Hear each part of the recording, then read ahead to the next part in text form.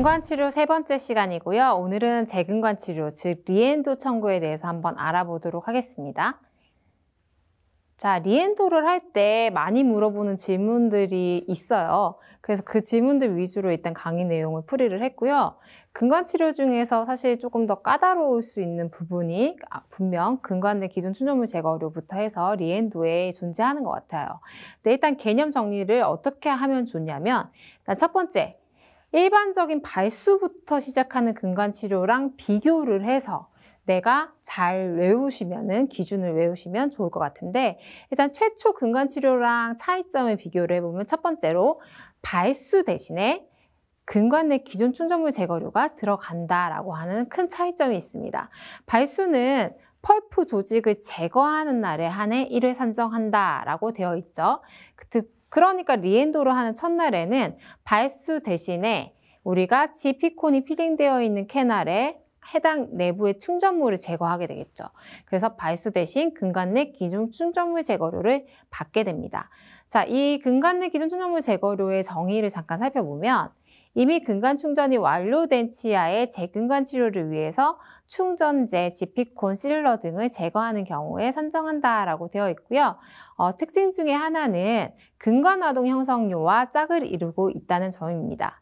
자, 수가 코드가 조금 아이러니하게도 상대가치 점수와 이 금액은 동일하지만 근관 아동 형성료가 발수와 짝꿍이 되는 수가는 U00.50, 그리고 근관 내 기존 충전물 제거료와 짝꿍이 되는 수가는 U00.51로 수가 코드상의 차이도 있어요. 그래서 혹시나 프로그램에 입력을 하실 때 그냥 내 맘대로 발수 때 근관 아동 형성료를 내가 모르고 삭제했네, 끌어와서 써야지 하고 검색을 하셨는데 U0050을 안 쓰시고 U0051을 쓰시는 분들도 있을 수 있고, 혹은 리엔도 때 U0051번을 쓰셔야 되는데 50번을 쓰시는 경우도 간혹 볼 수 있습니다. 그래서 프로그램상의 버튼 안에는 각각의 짝꿍이 잘 지어져 있기 때문에 입력할 때 혹시나 내가 다른 코드를 가져오지 않았는지만 한 번 더 확인해 주시면 좋을 것 같아요. 그래서 최근 나온 고시를 살펴보면 2020년 11월에 시행이 됐고요. 발수 또는 근관 내 기존 충전물 제거한 경우 당일 1회에 하나여 1근관당 1회 산정한다라고 되어 있습니다. 그래서 이 고시가 나오기 전까지는 발수 때만 근관 아동 형성료를 받았었는데, 이 고시가 시행된 이후부터는 우리가 리엔도를 할 때도 근관 아동 형성료를 받을 수 있게 됐죠. 하지만 코드의 차이는 있습니다. 금액은 같더라도. 또 중요한 내용이 하나 있는데요. 당일 1회에 하나여 근관당 1회 인정한다라고 되어 있죠. 이 뜻은 뭐냐면 발수나 리엔도를 할 때 당일에만 근관 아동 형성료를 받을 수 있다는 뜻입니다. 즉 발수 전에 내가 단독으로 근관 아동 형성료를 받는다든지, 아니면 발수 이후 날에 내가 근관 세척이랑 근관 아동 형성료를 같이 받는다든지 하면 안 된다는 거. 그래서 이 근관 아동 형성료는 꼭 발수 혹은 근관 내 기존 충전물 제거랑 짝을 지어서 당일에 한 번만 입력할 수 있다라고 하는 점이죠. 자, 그리고 또 차이점 중에 두 번째는 바브드 브로치를 산정할 수 없습니다. 바브드 브로치는 발수 때 사용하는 재료이기 때문에 당연히 발수라는 진료 행위가 있는 날 이 재료가 같이 와야 되고요. 또 다음으로 근관 세척 비용이 발수라는 상대가치 점수 안에는 포함이 되어 있지만 이 근관 내 기존 충전물 제거료 안에는 근관 세척료가 들어가 있지가 않습니다.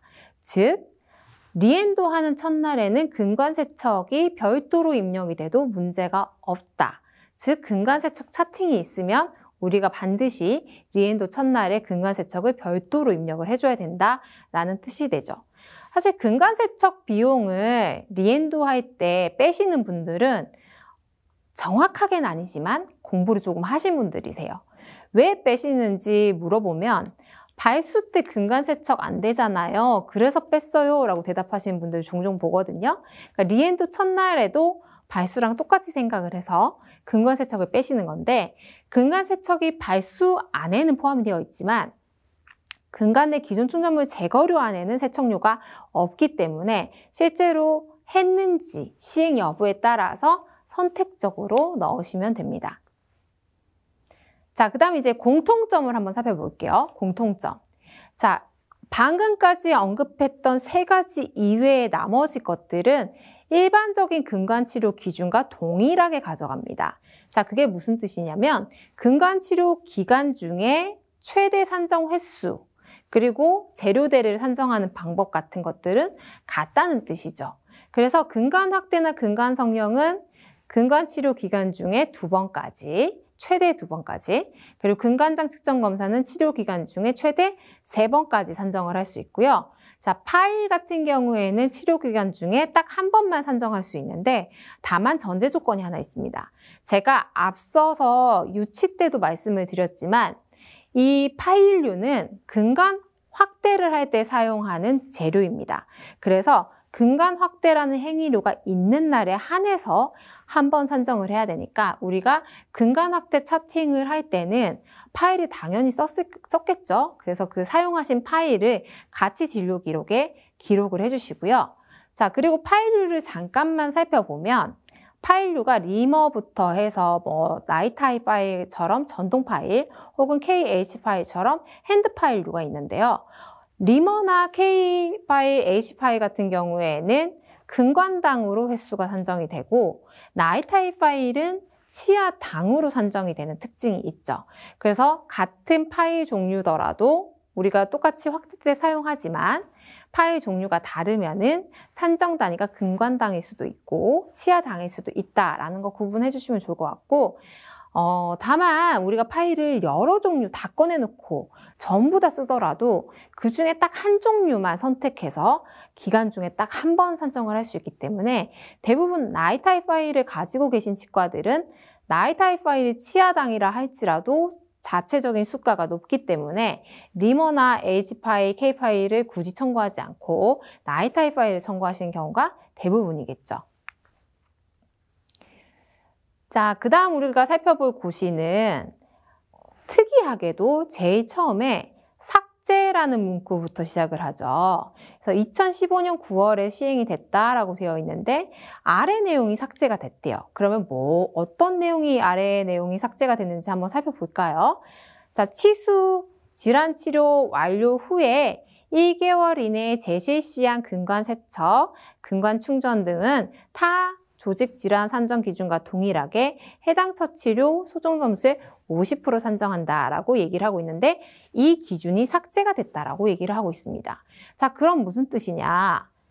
재청구 기간이 원래는 1개월이라는 기간이 있었지만 이 기준을 삭제했습니다. 즉, 이제 근관 치료를 할 때는 재청구 기간에 구애를 받지 않는다라는 뜻으로 해석을 하면 됩니다. 자, 그러면 정확하게 내용을 한번 살펴보자면 자, 근관 치료의 재청구 기간이 삭제가 됐기 때문에 기간에 관계없이 근관 치료 관련 행위를 우리는 100% 받을 수 있습니다. 극단적인 예시를 제가 가끔 들긴 하는데요. 예를 들어서 어제 우리가 가학근관 충전을 마무리를 했어요. 근데 오늘 다시 리엔도를 들어간다 할지라도, 물론 그런 경우는 없어야겠지만 오늘 들어간다 할지라도 재청구 기간이 없기 때문에 100% 산정이 가능하다라고 이해를 하시면 되겠습니다. 그래서 근관치료 재청구 기간이 삭제됐다라는 말은 다른 말로 뜻하자면 기간에 관계없이 근관치료를 모두 받을 수 있게 됐다라고 이해하시면 되고요. 예전에는 30일 이전 이후로 나뉘어졌지만 지금은 재초진의 차이 말고는 없다. 나머지는 모두 100%로 동일하게 산정됩니다. 자, 많이 물어보시는 경우들인데 한 가지씩 한번 살펴볼게요. 첫 번째, 리엔도를 할 때 미치료 신규 근관을 발견한 경우. 자, 무슨 뜻이냐면 환자분이 통증이 계속 있다고 해서 혹은 염증이 가라앉지가 않아서 우리가 리엔도를 들어갔습니다. 리엔도를 하다 보니까 초기 이근관인 줄 알았는데 애초에 최초 근관 치료 때 미처 치료를 못한, 즉 발견을 못한 새로운 근관이 하나 더 발견됐다는 뜻이죠. 그러면은 이 캐날은 당연히 발수가 이루어지지 않았을 거고 이 근관에 대해서는 발수를 시행하게 됩니다. 그러면 나머지 두 개는 근관 내 기존 충전물 제거료를 하게 되고 새로 발견한 근관은 발수로 산정을 하게 됩니다. 근관 치료의 특징 중에 하나가 근관당 산정이라는 산정 단위를 가지고 있죠. 그래서 우리는 새로운 근관이 발견됐을 때는 당황하실 필요 없고 근관마다 뭘 했는지 한 번 더 생각해 보면 청구하는데 어렵지가 않습니다. 자, 그러면 내역 설명 포함해서 진료 기록을 어떻게 청구로 바꾸면 될지 한번 살펴볼게요. 자, 원래 이근관인 치아인데 한 근관은 신규로 발견을 한 거죠. 그래서 첫 번째 내역은 우리가 원래대로 리엔도한 내용을 그대로 넣습니다. 그래서 근관 내 기존 춘천물 제거료부터 근관 와동 형성료, 세척 확대 성형, 근관장 측정 검사, 마취료, 식은땀까지 쭉 넣고요.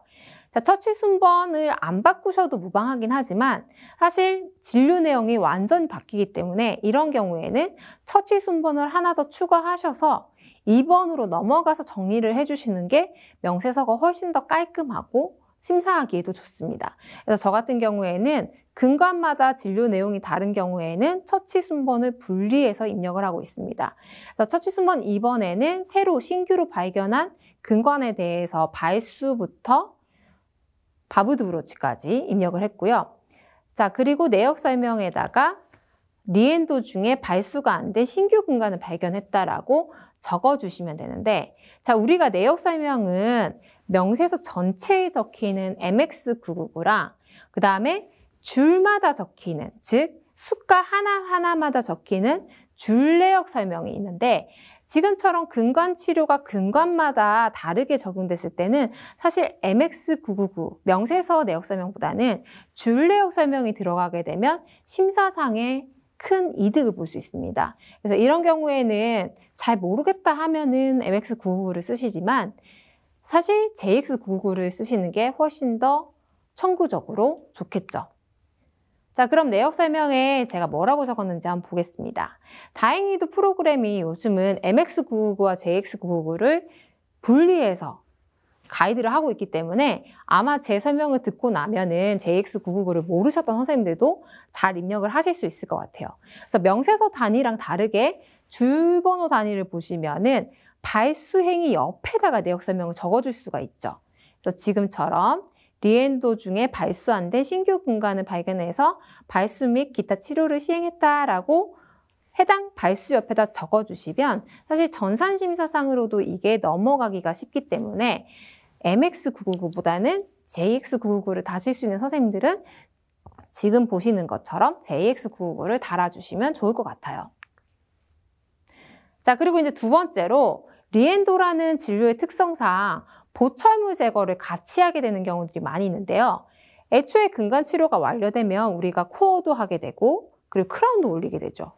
자, 근데 잔존 치질이 별로 없어서 포스트까지 들어간 경우다라고 했을 경우에 이걸 모두 다 빼내고 근관 내 기존 춘전물 제거를 하면 전부 다 받을 수 있나 하는 의문이 생기죠. 자, 그거에 대한 고시를 살펴보겠습니다. 2020년에 시행된 고시고요. 내용을 쭉 살펴보면 치관 수복물 또는 보철물 제거 후 금속재 포스트 제거 그리고 근관 내 기존 춘전물 제거를 같이 했을 때를 뜻합니다. 무슨 말이냐면 치관 수복물 또는 보철물 제거라는 거는 크라운 제거를 뜻하고요.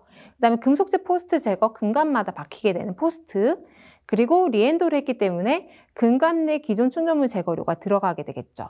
그래서 이 세 가지를 같이 제거를 했을 때는 어떻게 적용하느냐에 대한 내용이고 해당 내용을 살펴보시면 치관수복물 제거료와 금속재 포스트 제거료는 각각 100%, 다만 근관 내 기존 춘전물 제거료는 소정 점수의 50%를 산정한다라고 되어 있죠.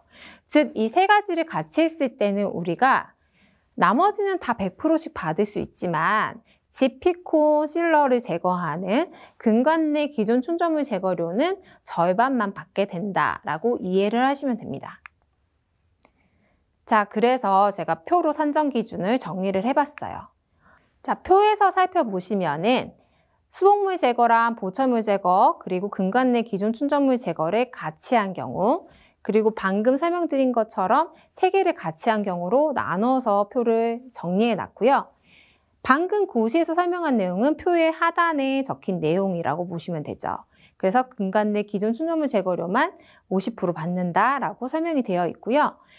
우리가 리엔도를 할 때는 사실 포스트 제거까지 같이 하는 경우보다는 이 표의 상단에 나와 있는 것처럼 크라운이랑 근간 내 기존 충전물 제거를 같이 하는 이 두 개만 같이 하는 경우를 더 많이 볼 수 있게 되는데, 이 경우에 이 해당 개정고시가 나오기 전까지는 100대 50 적용을 했었습니다. 근데 개정고시가 나오면서부터 이 수돗물 제거, 즉 크라운 제거랑 근간 내 기존 충전물 제거 두 가지만 같이 했을 때는 각각 100%씩 심사가 되고 있기 때문에, 물론 이 기준에 대해서 글자고시가 나온 건 없습니다.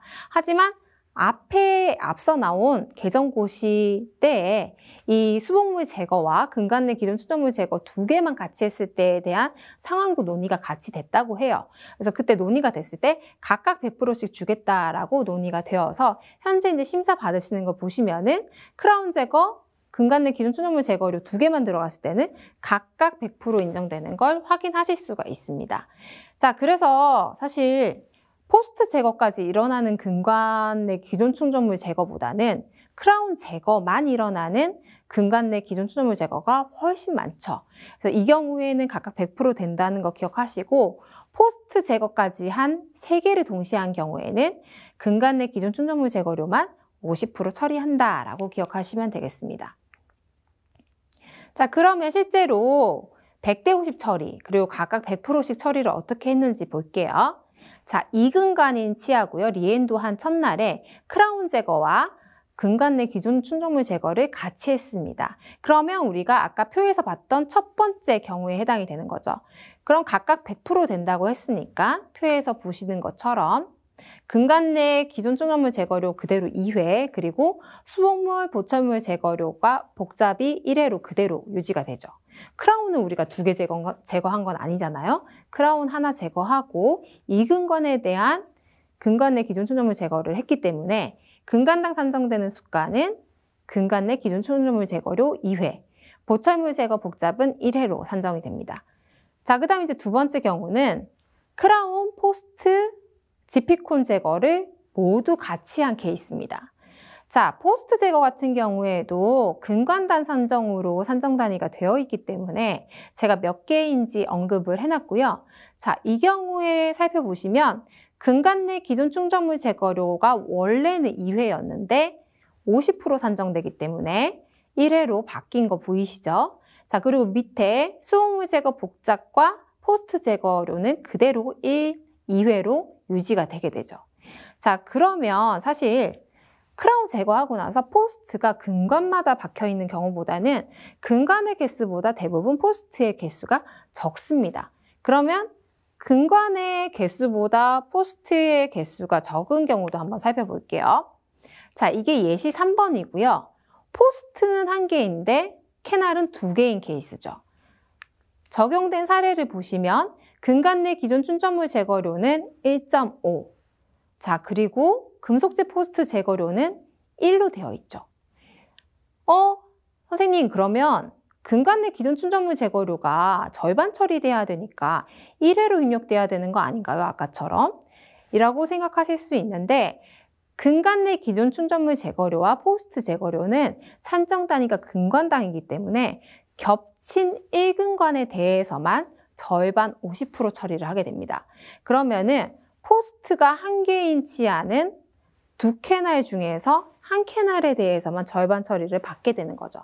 그래서 해당 사항이 없는 1캐날은 그대로 1회로 놔두시고 나머지 1근간에 대해서만 우리가 50% 처리를 해서 0.5로 횟수가 바뀌게 되고 토탈 1.5회로 청구가 되는 겁니다. 그래서 혹시 지금 바로 이해가 안 되셨더라도 근간당으로 계산을 해서 절반 들어가면 1.5가 되는구나 라고 한 번 더 생각을 해보시면 쉽게 구하실 수 있을 거예요. 자, 그래서 이 예시 3번을 보여드리는 이유는 뭐냐면 아까처럼 치아당으로 계산을 해버리면 근간 내 기존 충전물 제거료가 질문하셨던 것처럼 1회로 바뀌게 되는데 굳이 우리가 1.5까지 받을 수 있는 경우를 1회로 줄여서 받을 필요는 없겠죠. 그래서 근간당 산정되니까 포스트 개수와 근간 캐날의 개수가 어떻게 적용이 되는지 한 번 더 확인을 하고 넘어가시면 좋을 것 같아요. 자, 리엔도 때 상병명은 염증을 표현하는 상병을 권장하고 있기 때문에 동이 없는 근단주의 농약 혹은 구강으로 연결된 동이 있는 근단주의 농약 그리고 만성 근단성 치주염 같이 염증을 표현하는 상병명을 적용해주면 좋습니다. 제가 첫 번째 시간 상병명을 할 때도 설명드렸던 것처럼 K04.02를 쓴다고 해서, 즉 비가역적 치수염을 쓴다고 해서 리엔도가 삭감되는 건 아니지만 그래도 리엔도에 적합한 상병명은 염증이 나타내지는, 염증을 표현하는 상병명이기 때문에 지금 보이시는 세 가지 중에 선택을 하시면 조금 더 적절한 상병이 될 수 있습니다. 그리고 간혹 이제 책들을 보험 청구 관련된 책들을 살펴보시다 보면은 리엔도에는 비가역적 치수염을 쓰면 안 된다라고 표기를 해놓은 경우들도 볼 수가 있어요. 근데 심사적으로 풀이를 하자면 꼭 안 되는 건 아니지만 우리가 조금 더 적절한 걸 고르자면 비가역적 치수염보다는 K04.7을 적용하시는 게 조금 더 적합하다라고 설명을 드릴 수 있을 것 같아요. 자, 여기까지 해서 우리가 이제 리엔도와 관련된 세부 내용들을 살펴봤고요. 우리 FAQ에서 조금 더 자세히 다뤄보도록 하겠습니다.